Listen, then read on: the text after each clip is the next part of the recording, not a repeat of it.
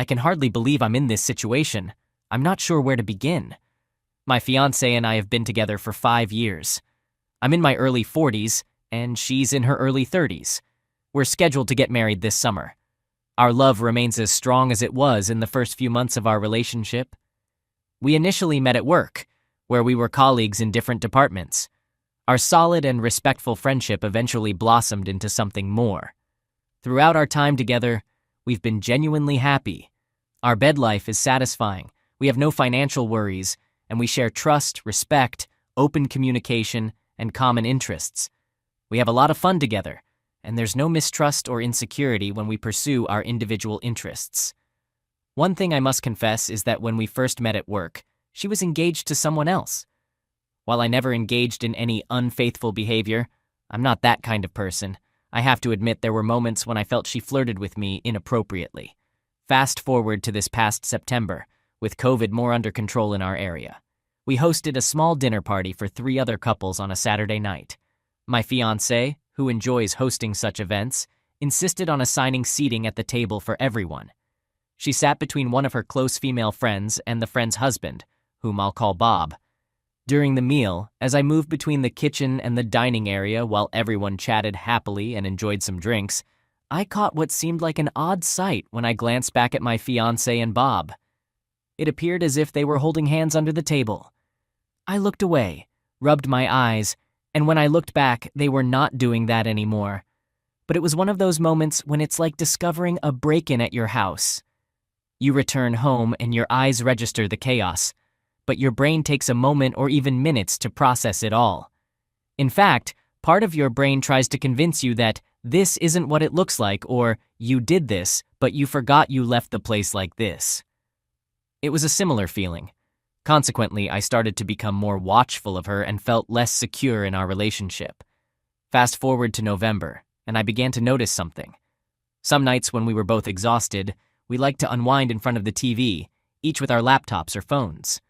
She's active on Facebook with many friends, so she spends a lot of time there during our relaxation sessions. However, starting in November and continuing to the present day, I noticed that she positioned herself just subtly enough so that I couldn't see her screen. It was a subtle change, but I don't think I was imagining it, as we used to be able to see each other's screens when sitting on the couch together before this. I considered inviting Bob and his wife to our planned January vacation. However, I dislike Bob, and a lingering feeling of unease made me hesitant.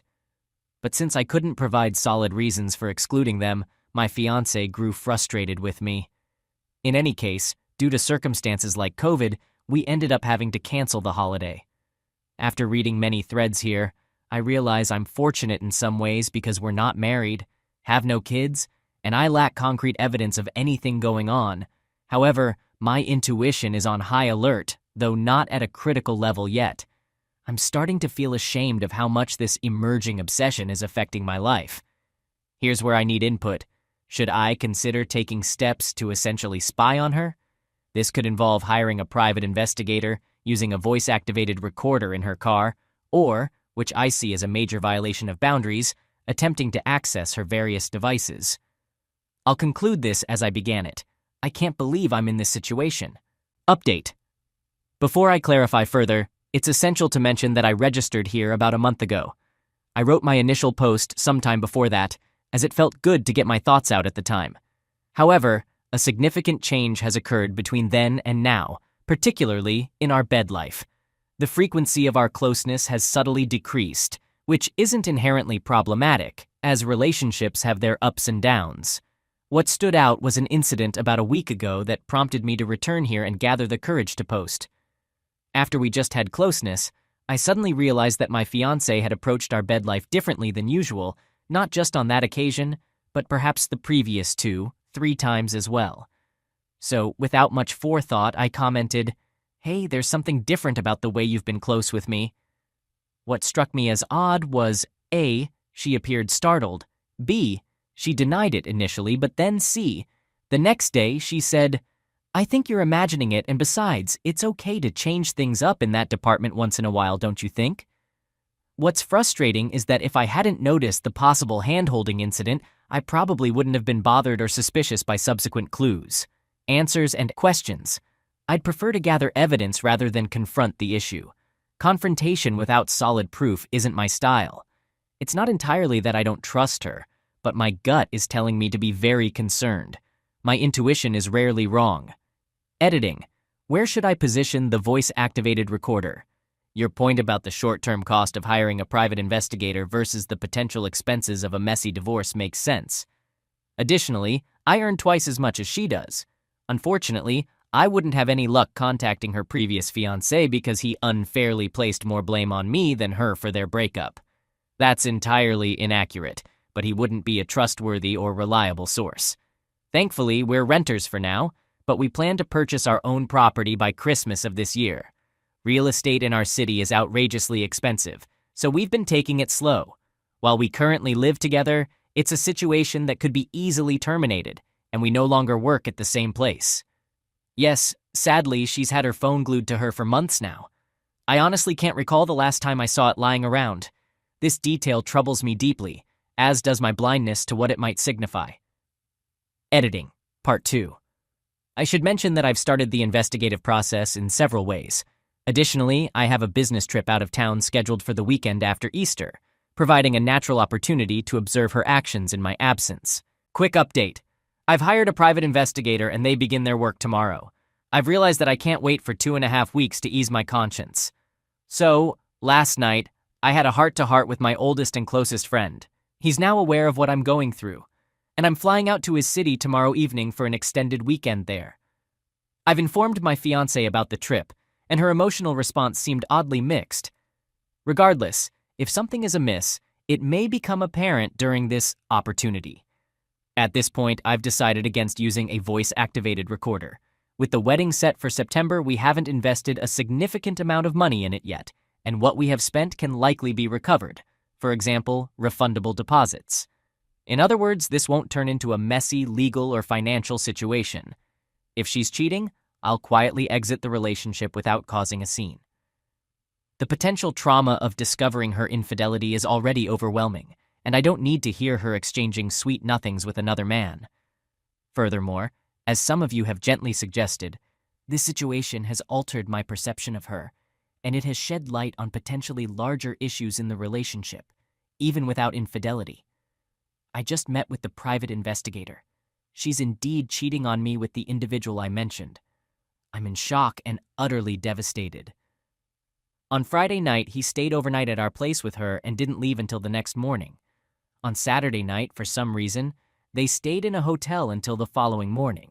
The private investigator has provided time-stamped photographic evidence. I'm too numb to write any further. Update. It's been quite a day. A good friend who knew about my situation provided tremendous support and was prepared when I shared the unfortunate news with him. I was on autopilot at work, but later in the afternoon, I managed to take some time off. In the afternoon, my friend went to Bob's wife's house. The other betrayed spouse, I apologize for my slow understanding of the acronyms here. He rang the doorbell and personally handed her the photos of my fiancé and Bob. These photos are time-stamped and explicit, leaving no doubt about what was happening. Perhaps the most troubling one is from the hotel, where they were kissing at dinner and then the next morning sharing a kiss goodbye in the parking lot. It's baffling how brazen they were. They weren't even in another city. However, the worst one is the first photo from Friday night when Bob arrived at my place. Since we live in a duplex, she had to open the front door to let him in. The photo captures the pure, joyous excitement in her eyes, a moment I'll never forget for as long as I live. About an hour later, my friend went to my place after delivering the photos to the other betrayed spouse. He handed my fiancée a package I had prepared for her. Inside were the photos and a simple note from me. I expressed that my future goodwill toward her, not in person but in my mind, would depend on her willingness to come clean about the whole truth. I informed her that our relationship was over and I never want to see her again, let alone think about marriage. I gave her until Thursday afternoon to move out of our place, which I entirely cover financially, and I requested that she leave her engagement ring in a clearly visible spot. Not even 5 minutes before my friend dropped off the package with my fiancé, I missed 2 calls from her. She followed up with several nervous texts asking my whereabouts, why I wasn't answering, and why I wasn't at work. I can only guess that Bob had called her in a panic, perhaps thinking someone was onto him and they could get away with it. After receiving my package, about half an hour passed before more missed calls and texts from her, asking me to call her. Then came a text saying, "It's not what it looks like." Unbelievable. Just before I started typing this, I received 2 very emotional voicemails from her. The first one was nearly unintelligible as she screamed and cried, and in the second, she admitted that she couldn't deny the photo's reality but claimed it was the first and only time they had ever done anything. She suggested that Bob took advantage of her when they got too drunk on Friday, and one thing led to another. I then told a lie, which is unusual for me, but I texted only one thing in response. "I saw you 2 holding hands under the table at our dinner party in September. The same private detective has been gathering evidence for months now. I only asked for the photos from this weekend to make it undeniable. We are finished. However, if you want this to end as amicably as possible, you must do the right thing and A, stop lying, B, stop taking me for a fool, and C, tell the whole truth. I don't actually care what you have to say, but if you don't come clean to me, and thus to yourself, about why you did this, I guarantee you will continue to repeat this destructive cycle for the rest of your life." I haven't received any response at all. I want to express my gratitude for the advice from people here, even those suggesting a more drastic approach like sharing this with her family. However, that's not my style. I know myself well. This situation is and will be profoundly traumatic for me. To survive, I must stay true to who I am. While I appreciate stories of people seeking revenge for infidelity, planning and executing such things is not in my nature. My strength will come from not having an in-person conversation with her about this, permanently ending our engagement, refusing to entertain the possibility of reconciliation, and asking her to vacate our shared space. Lastly, I have to admit a petty thought despite my efforts to remain composed and dignified while writing this. Although Bob is younger than me, somewhere between her age and mine, he is less intelligent, less emotionally sensitive, something I thought she valued. And the ironic part is that I'm objectively much better looking than him. I know it sounds superficial, but it's true. I've often been compared to a well-known British movie star in romantic comedies. This guy, while more muscular, looks like a bulldog. I just can't comprehend it. He and his wife also have 2 young kids, so there's that too.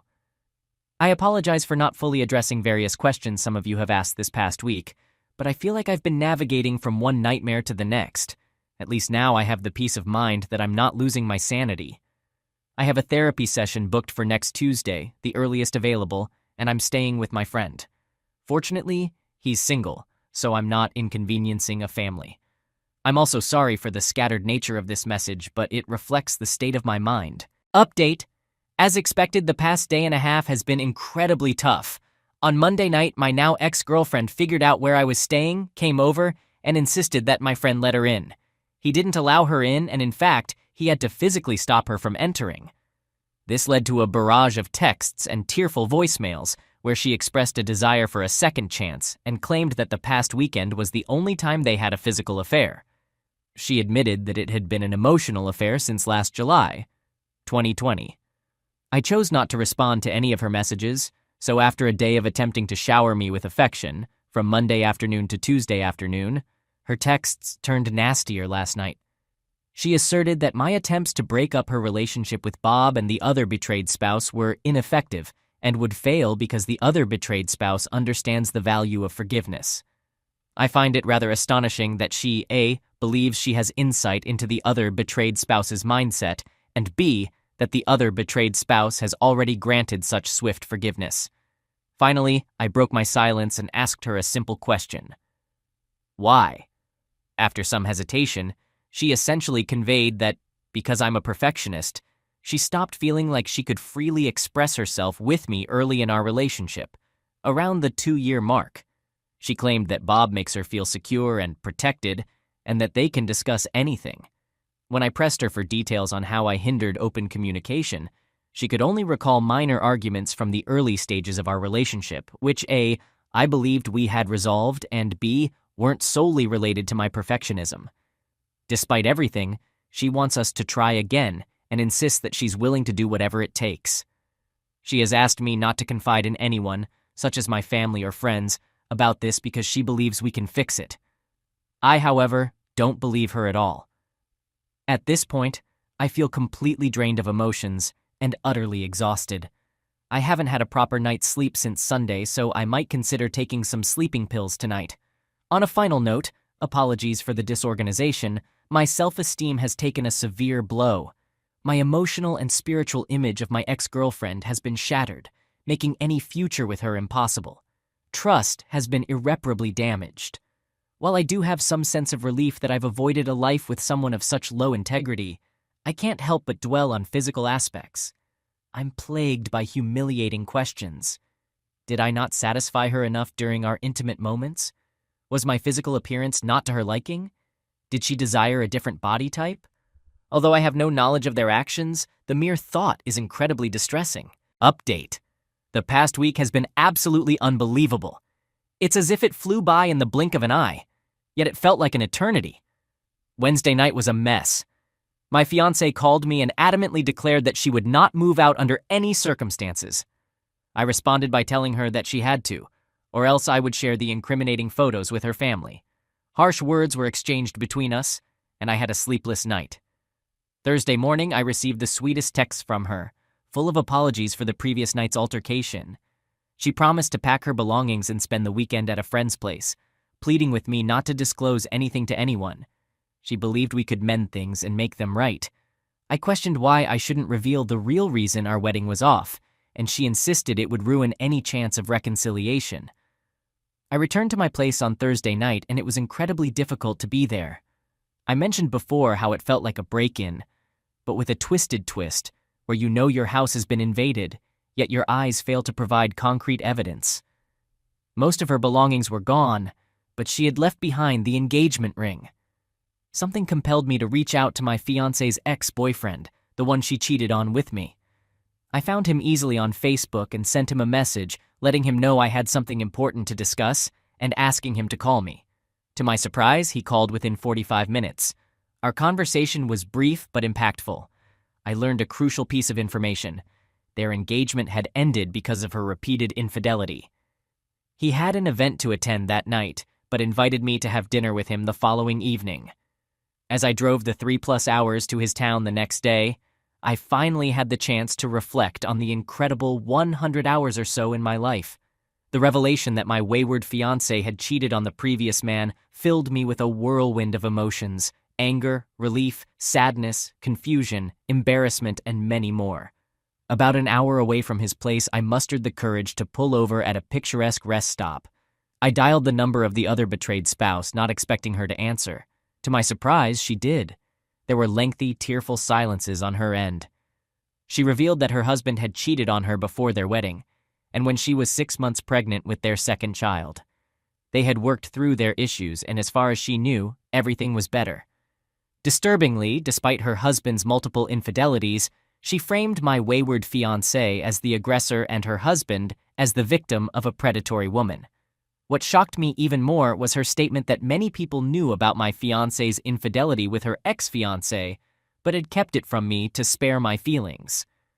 Finally, when I inquired about her plans, she revealed that he was willing to do whatever it takes to mend things with my wayward fiancé, including counseling and full transparency. For these reasons and more, she decided to stay with him. The most important detail she casually mentioned at the end of our conversation was her eagerness to start over with him after Easter weekend, as he had an unexpected business trip over the weekend, leaving on Friday and returning yesterday, Monday. With the fog of deception from my wayward fiancé finally clearing, my senses were on high alert, and I immediately contacted my excellent private detective to inform him of this development. After the initial exposure of the affair, he had advised me to retain his services a little longer because it's common for exposed individuals like Bob to continue their affairs but become more cautious about concealing them. Consequently, I authorized further investigative work on his part. I met with my wayward fiancé's ex, and we went to a steakhouse. The first 30 minutes were incredibly challenging, with two men who had both been betrayed by the same woman, each grappling with a whirlwind of emotions. However, the conversation gradually improved. He shared details about my wayward fiancé's numerous infidelities that he knew of, during their relationship, and his deep regret for repeatedly taking her back. Strangely, what convinced him to reconcile with her was her comparing him favorably to her other partners, saying, "How could I be so foolish to be with an inferior man when I have you?" I could sense the mix of emotions within him upon learning about my situation. Part of him felt anger and sorrow on my behalf, but another part, on a more primal level, seemed relieved that his worst suspicions about her had been confirmed. I understood this complex response and didn't interpret it as deriving pleasure from my suffering, but rather as finding closure that it wasn't about him or his shortcomings in their relationship. Understanding this, partially thanks to this incredible community, was also liberating for me. As much as Friday turned out well, Saturday was dreadful. I woke up to a venomous message on my private Facebook group dedicated to the now-canceled wedding, consisting of the groomsmen, bridesmaids, and our two main families. To simplify, my wayward fiancée posted a message stating that, unfortunately, the wedding was off. She added that despite our efforts to address the emotional strain in the last few years of our relationship, I couldn't overcome my negative patterns, insinuating that I might try to spin the situation differently. I was utterly shocked, although in hindsight, I can't say it was entirely unexpected. Many people here had cautioned me about this possibility. I won't delve into my emotions or actions on that day. I did nothing I would later regret. In fact, I maintained complete silence, not communicating with her or the group. Of course, my own family is aware of the situation. However, I can't help but wonder why she had a change of heart after her Thursday morning texts, expressing a desire to reconcile with me. Was the allure of being with her Bob so irresistibly intoxicating? Her actions truly puzzle me. You would think she'd want to keep me around while enjoying the secret excitement of her affair. She must genuinely despise me if she could write a note like that, fully aware that I'll likely never speak to her again. It's both disgusting and astonishing.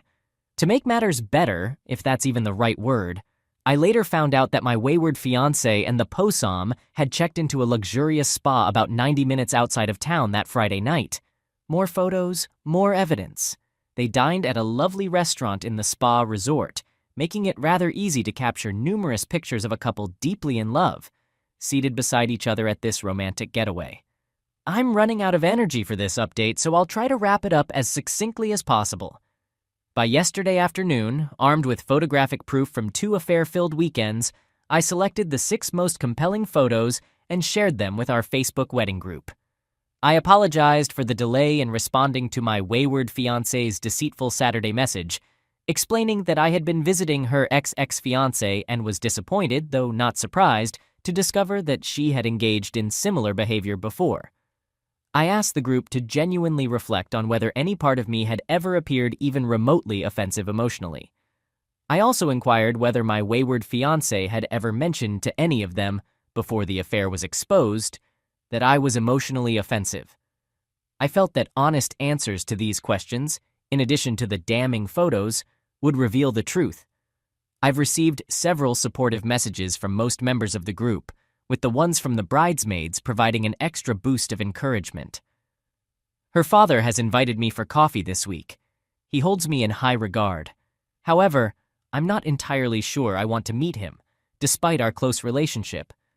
Lastly, as liberating as it has been to break free from this tumultuous relationship that lasted 5 years, most of me is shattered beyond belief. I not only question my supposed ability to observe and understand someone I lived with for 5 years, but I'm also deeply concerned about the profound damage this experience will inevitably inflict on all my future relationships. Yes, I am free, but I will never fully trust again. Update. I want to address something that many people have inquired about but I haven't mentioned yet. She is an exceptionally beautiful woman, often compared to Blake Lively in terms of her looks. I hope it's okay to use celebrity names here. If not, I apologize and will edit it. I want to clarify that I'm not mentioning this because I want her back. I'm simply highlighting that throughout her life, she has always turned heads wherever she goes. Her ex mentioned on Friday night that part of the reason he kept taking her back was because he felt he would do anything to keep such a stunning woman in his life. Since discovering her infidelity, my attitude has certainly changed. However, it's possible that my biggest struggle right now, my complete and utter blindness to what was happening, stemmed from believing that the woman inside mirrored the beauty on the surface. I didn't hire a private investigator to gather more proof because the initial photos told me everything I needed to know. What left me in disbelief was the fact that after all that, both she and he could, within days, continue their affair so openly as if D-Day meant nothing. Part of me had thought that the private investigator might find nothing this past weekend. Those photos shattered any lingering hope that this could be overcome. I appreciate the harsh reality check provided by the additional evidence. I wanted to give her the opportunity to confess to her family and our wedding party on her own terms. Some of our discussions last week indicated that she might take that option. My basic threat of saying, "If you don't tell the truth about why the wedding is off, I will have to be the one to do it," was not some kind of game. Update. I'm currently out of town on a business trip, and now that I'm alone in my hotel room, it feels like the first time in a while that I can breathe and reflect. On Wednesday, I contacted the other betrayed spouse and requested a meeting with her. She said she understood why I wanted to meet and that she didn't want to endure more pain. She's a close friend of one of the bridesmaids who informed her about my Facebook post. I expressed my concern to her about how her husband was continually causing her harm and told her that meeting with me and seeing the photos from the second affair weekend might unexpectedly empower her in the long run. She disagreed. My wayward fiancé has been reaching out through texts, calls, and even emails ever since I posted about her second weekend of infidelity on Facebook. It's been 10 days, and during this time, I haven't directly responded to her at all. Her tone in the messages has shifted from anger and spite on the day of the Facebook post to sadness and despair in the middle of the week. Recently, she's been begging, pleading, negotiating, and making promises in her attempts to reach out. I discovered a handwritten letter from her in my mailbox, explaining why she believes she deserves another chance, and outlining a plan to make amends for everything. I believe it was the right decision to reveal the true reasons for canceling our wedding to our friends and family. Not only did it immediately refute her false claims of me being an offensive person, but it was also the least severe consequence of her not choosing the path of honesty to explain why our relationship ended. I've talked to the groomsmen and 2 of the bridesmaids, and it's evident that they swiftly supported me and turned against her for her infidelity and her audacity in suggesting that I was offensive. Part of me is superficially concerned that her sudden change of heart and desire to reconcile may be influenced by the community's response to her actions. I worry that if there had been less condemnation from our group, and if a few had believed her lies, she might not be so quick to beg for my forgiveness. However, I can't dwell on that. I know it might disappoint some of you, but I agreed to meet with her father on Thursday. We met for afternoon drinks at his golf club, and our conversation was long, difficult, and intricate. Her father holds a prominent position in our city and is a highly influential individual. I need to be cautious with what I share beyond that. He confided in me that he had 2 significant affairs when my wayward fiancé was younger, something she never disclosed to me. He feels responsible for her infidelity towards me, explaining that she has always looked up to him.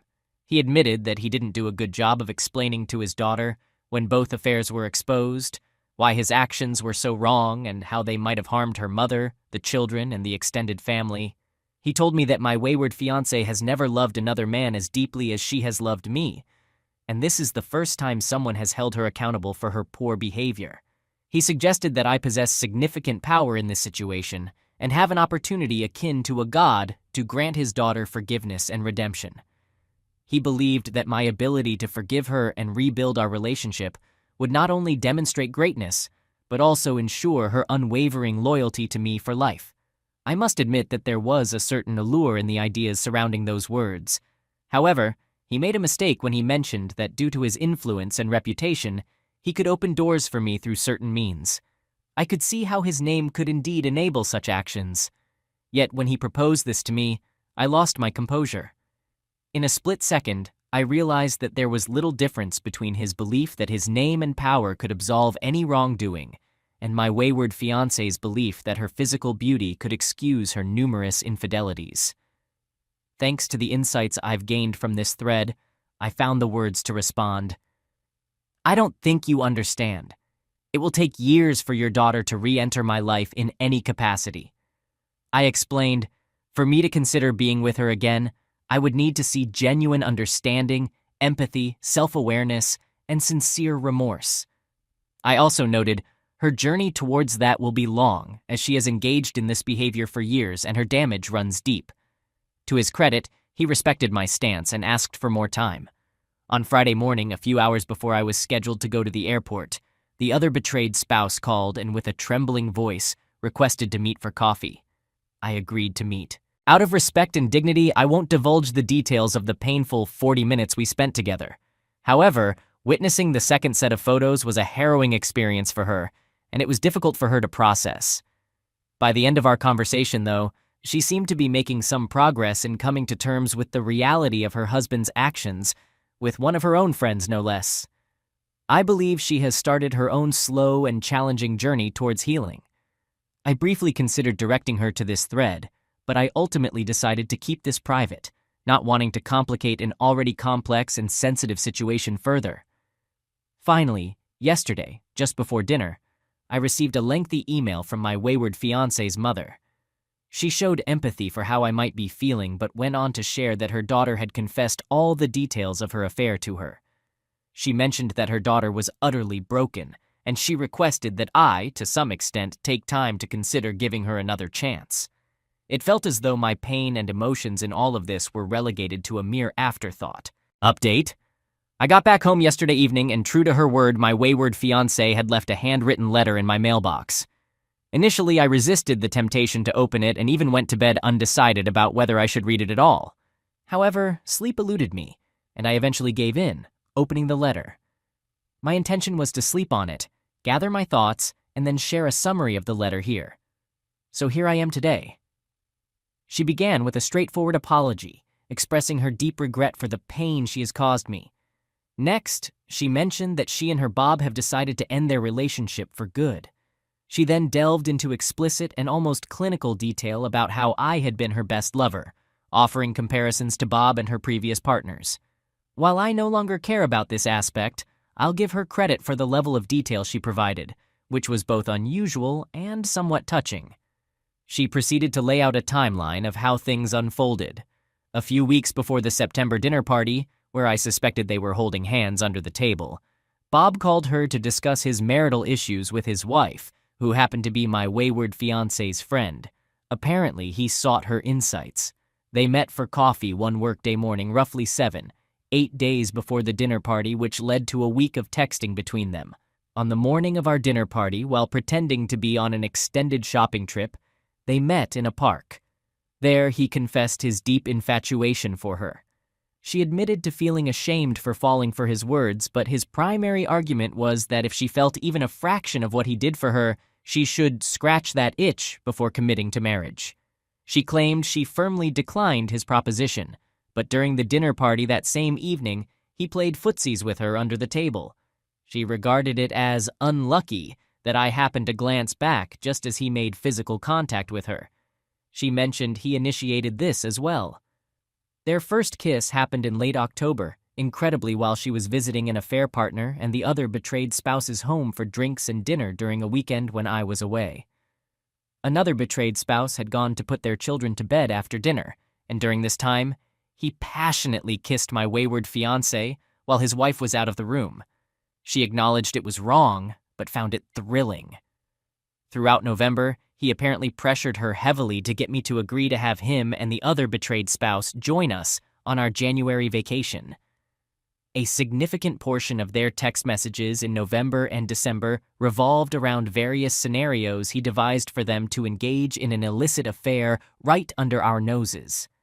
She provided vague details about when their affair began, mentioning it started in early February. They insisted on meeting in my house as often as they could manage. She claimed that his ultimate thrill was to humiliate me. Surprisingly, her main argument was as follows. She acknowledged that infidelity might run in her family or be in her DNA, but she claimed she was completely willing to leave all of that behind because I am the perfect man. Her twisted logic was that by having this affair, she could cleanse herself of her demons and prepare for a committed life with me. She also mentioned that one of the main attractions of the affair was her strange aversion to this man, the very one who made her feel safe and secure. Combined with his desire to humiliate me, She believed her self-disgust for choosing him would finally help her overcome her last temptation to cheat. Additionally, she stated that she would be living with her parents indefinitely. She expressed her intention to undergo therapy for the first time in her life. She promised to write me a monthly letter to update me on her progress. She claimed she wanted to win me back, but only on my terms. She admitted that my decision to cut her off the way I did made her realize how much she truly loves and wants me, and she was devastated by her actions. Regarding her previous comments about emotional offense, she sort of apologized, particularly for their public nature, but she didn't completely retract her statements. Instead, she recalibrated her remarks to suggest that I hold myself and others to too high a moral standard, which she finds suffocating. She acknowledged her admiration for my integrity, but argued that it's impossible to live up to the perfectionist ideals I hold for myself and others. She suggested I reflect on this last comment. Honestly, after reading all of this, I'm too emotionally exhausted to express how I feel. I don't even know which emotions are left or available to me at this point. I'll never be able to see her in the same way again. Perhaps I'm too demanding in my standards, and maybe I need to be more forgiving when it comes to my own flaws and those of others. But there are aspects that still pull me towards her. Rest assured, I will continue to maintain no contact with her. The other betrayed spouse has reached out to me, requesting another coffee meeting this Thursday because our previous coffee chat apparently helped. Update. The community's analysis of my wayward fiancé's letter provided the necessary wake-up call for me to read her words with the insight needed to see through all the nonsense, manipulations, and evasions. My challenge was to retrieve the engagement ring while still maintaining my no-contact stance with my wayward fiancé. So late on Tuesday night, I sent an email to my wayward fiancé's father, expressing my appreciation for his daughter's letter, but explaining that by not returning the ring, she wasn't respecting the boundaries I had set. He responded early the next morning, agreeing with me and suggesting we meet for lunch at an exclusive restaurant.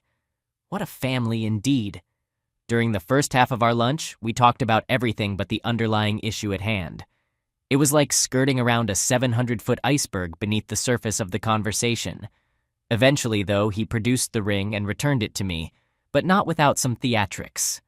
He continued to blame himself for his daughter's problems and mentioned her mental health being under great threat due to the shock of being denied something she wants, which apparently is me, for the first time in her life.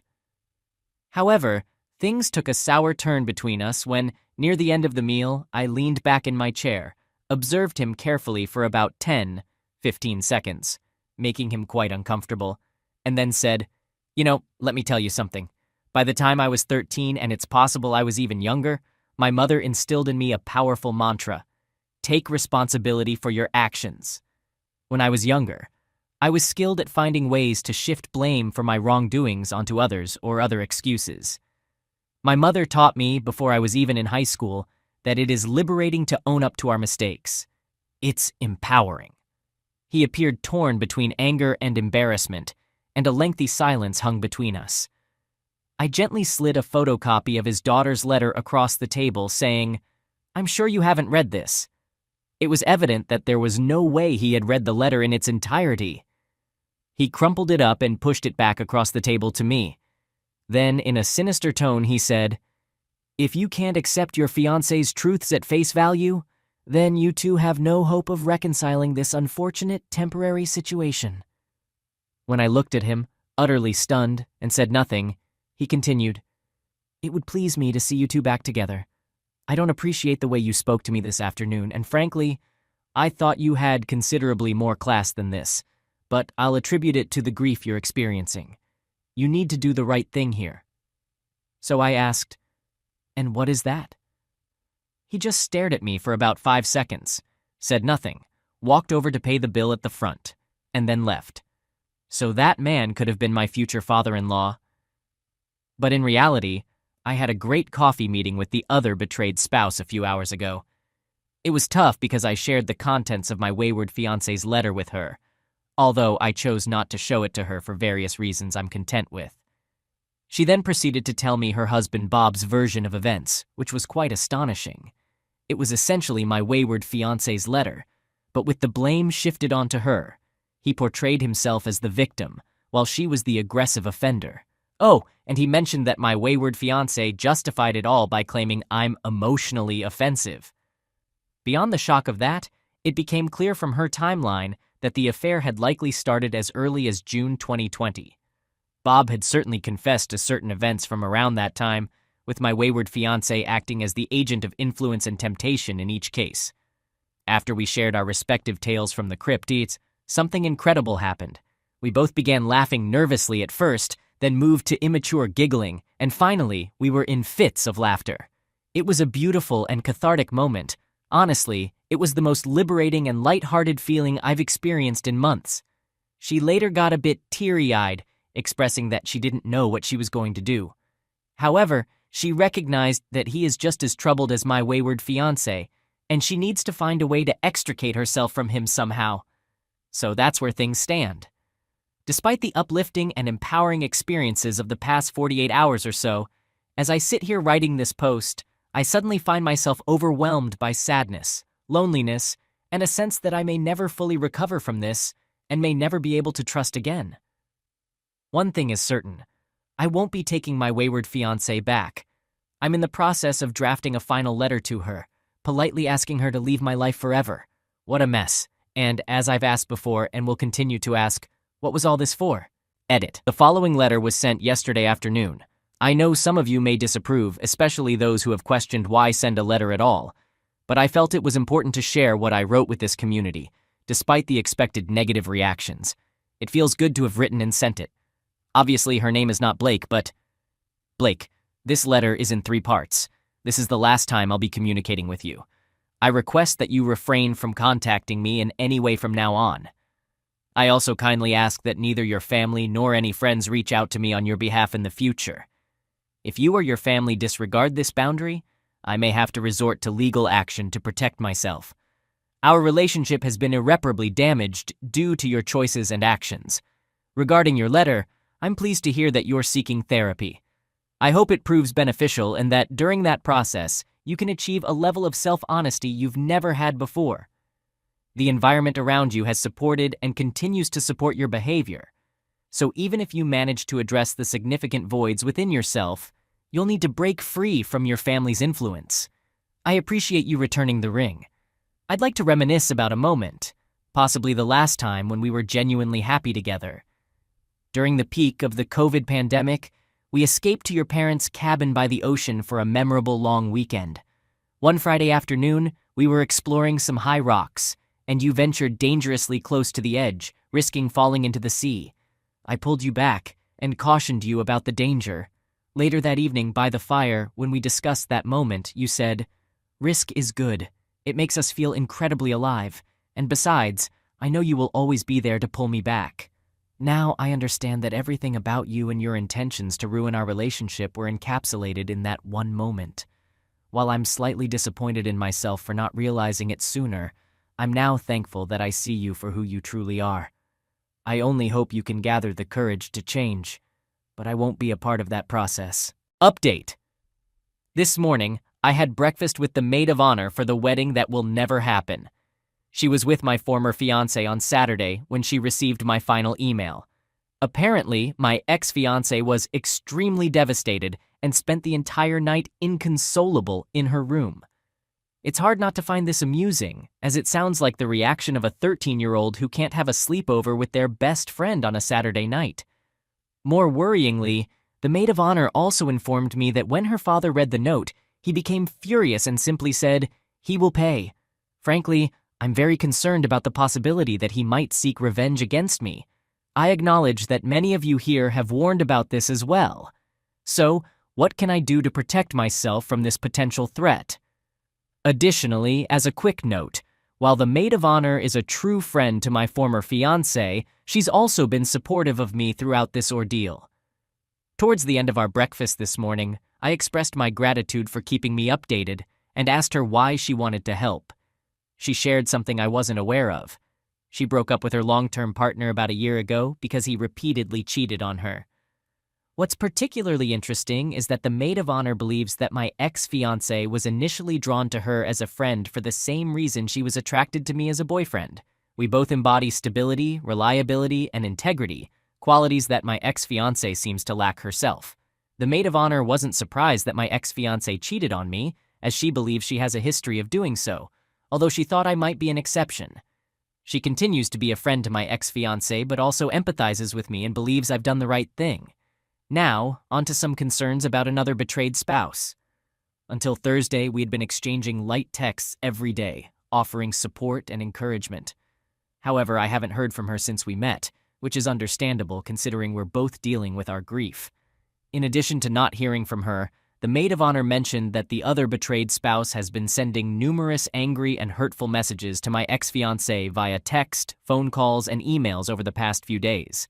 This raises a concern and a question for everyone here. Concern.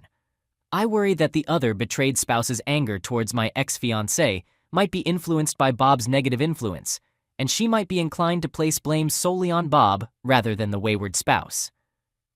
I'm concerned about her well-being. This leads to the question, what should my boundaries be in this situation? I feel that as you all have supported me gently, I should do the same for the other betrayed spouse. However, I believe that I can guide, but not insist. Just as you can lead a horse to water, I wonder how persistent I should be in offering support. Many of you have suggested being there for her, and I have tried to do that, but I can also understand why I might remind her of the pain she's experiencing, and talking to me might bring back memories of the similar harm done to her. I appreciate your help in advance on these matters. As for myself, I'm experiencing emotional ups and downs. I have no desire to have my ex-fiancé back in any form. This is who I am now. However, I'm currently struggling with the idea of closeness in future relationships. I'm afraid quite strongly that A, I'll bring a lack of confidence to the process, which has never been an issue before. Closeness has always been a positive, powerful, life-affirming experience for me, and B, I'm concerned that intrusive thoughts will intrude when I'm trying to enjoy the company of someone completely different from my ex-fiancé. Perhaps these concerns are somewhat irrelevant at this point, since my focus should be on surviving this next period without dwelling on the idea of a new relationship. I apologize for the disorganization of this post. It's more of a mind dump after a crucial meeting with someone deeply involved in this situation from both sides. Best of luck to everyone. Update. This morning the police called me to let me know that my ex-fiancé, who had previously been unfaithful, has made a false accusation against me. My lawyer is aware that I use this forum and, while acknowledging its positive impact on my mental well-being, has advised me not to discuss any further details until this matter is resolved. Needless to say, this accusation is entirely untrue and I am deeply distressed. Update. It's been quite a draining month. Even though I haven't posted here in a long time, I still lack the energy to provide a detailed account of all the recent events. Here's a concise summary. The good news is that the police investigation didn't last long, only 11 days. My lawyer called me on the first Monday in May to inform me that the police were dropping the case, and that was the end of it. I continued going to work during that week and a half as it helped me stay sane. When I received the good news, it took me a few days to process everything properly. By the end of that week, I decided it would be good for my mental health to take a 5-day staycation. I took Monday through Wednesday off last week. On the Friday when my vacation began, May 7th, I was having a pleasant barbecue in my backyard, sipping wine, and enjoying the evening's coolness when my ex-fiancée suddenly appeared through the side gate. It was surreal to see her. It had been a while. Honestly, she looked like a different person, or rather, I didn't recognize her. It was an odd yet reassuring feeling, making me think that maybe I've been moving on from her more quickly than I realized. She apologized for essentially breaking in, but insisted on speaking with me in person. I felt real anger during the first 2/3 of the encounter. First, due to the unavoidable context, her infidelity and how it had shattered our lives. Second, because she was dressed provocatively, seemingly hoping to seduce me, and she was acting very flirtatious, as if we were on our second or third date about to sleep together for the first time. Third, she had violated my personal space, and finally because of what she said. Without explicitly stating it, she suggested that her father had coerced her into making the accusation. She claimed that due to her father's connections with parts of the police force, it was all part of a game to scare me. However, when she realized the consequences for me, she had a change of heart and stated that she had made the accusation while in a deep state of mental distress, almost like a fugue state. To my credit, I managed to remain remarkably calm and did a few things. I conveyed the immense hurt and damage she had caused me and made it clear that I would never truly forgive her. I informed her that I want absolutely no connection with her or her family from now on. I told her that the best thing she could do for me was to never communicate with me again. I mentioned my conversation with her ex-partner, which made her very angry. However, to her credit, she managed to control her anger and used it as an opportunity to acknowledge that she's deeply troubled. She recognized the need for genuine therapy to understand why she had been cheating for so long and to break free from her family's unhealthy influence over her. To her credit, she listened attentively and offered an apology. She admitted that she now understood our relationship was over, and she promised to leave me alone. She did add that A, she had only been unfaithful once, and B, her ex-partner wasn't as great as me in any way, etc., and that she felt somewhat coerced by him. I simply shook my head sadly and watched her walk away. I had a truly relaxing weekend, and in the end, my encounter with her had been liberating in many ways. However, the following Monday, my ex-fiancée sent me an email with a revealing photo of her sunbathing. I chose not to respond. The next day, she sent an even more revealing photo with a note saying, "I know you can't dislike these that much if you aren't telling me to stop." Then, on the same day, she sent me a fairly explicit video of herself. At that point, I did respond, expressing anger and informing her that I would pursue legal action to remove her and her family from my life because of their relentless pursuit. Later that evening, she wrote back, apologized, and said she recognized her need for help and wouldn't contact me again. I haven't heard from her since, though it's only been 5 days. Now, the most complex part of my update is the following. The other betrayed spouse reached out to me on Friday night, apologizing for her silence, and we had a pleasant exchange both then and throughout Saturday. It was so pleasant that she essentially invited herself over for drinks yesterday afternoon. On the surface, she's trying to break free from her manipulative and toxic husband. But deep down, it's evident to me that she's still in love with him and might want to hurt him as much as she can, whether to win him back or for some other reason. To get to the point, we shared a passionate kiss. I wonder if it's strange that my ex-fiancé's photos and video aroused me. My desire had all but disappeared during this ordeal. So, the strange combination of feeling like my ex is truly out of my life, coupled with the appreciation of those photos, awakened some dormant desire in me. I could have slept with the other betrayed spouse, but we both realized at the same time how easily it could lead to closeness. So we stopped. However, she has been texting me frequently since then and is trying to arrange another meeting. I know this is not a good situation. The temptations are apparent. 1, I haven't closeness in a long time and am not ready to start dating, so this might seem convenient. 2, a sense of revenge. 3, I feel like I'm one of her few healthy supports. I'm also aware enough to understand that probably less than 5% of her behavior is driven by genuine attraction or desire for me, and it's mostly about her unhealthy feelings towards her unfaithful husband. I also realize that if I had closeness with her, it would increase the chances of my ex-fiancé returning to the picture, but in an even more disturbed and obsessive manner. That sums up my entire update. In reality, it might not be as dramatic as some of my previous updates. Overall, I believe I'm moving forward, in a better place, resisting the temptation of my ex-fiancé and feeling less hurt and broken than when I first learned about the betrayal. However, I do acknowledge that I am damaged, as evidenced by my decision to kiss the other betrayed spouse, and I will continue to seek counseling. Lastly, it was reassuring to check in from time to time and see people's support and care. This place has been truly wonderful for me. I want to express my gratitude for the helpful responses.